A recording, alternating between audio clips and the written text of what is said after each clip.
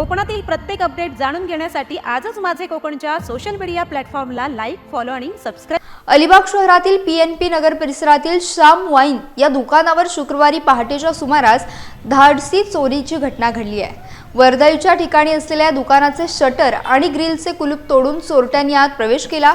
शुक्रवारी सकाळी दुकान उघडण्यासाठी कर्मचारी आले असता ही चोरी उघडकीस आली आहे। या चोरीमध्ये 60,000 रुपयांची रोख रक्कम आणि महागड्या दारूच्या बाटल्या असा एकूण लाखोंचा ऐवज लंपास करण्यात आला आहे। दुकानाचे मालक चौधरी यांनी दिलेल्या तक्रारीनुसार अलिबाग पोलिसांनी गुन्हा दाखल केला असून पुढील तपास सुरू केला। घटनेची माहिती मिळताच पोलिसांनी श्वान पथकाच्या साह्याने घटनास्थळाची सखोल पाहणी केली। दरम्यान दुकानातील CCTV कॅमेऱ्यात एक मास्क लावलेला चोरटा हातात लोखंडी सळी घेऊन चोरी करताना कैद झालाय।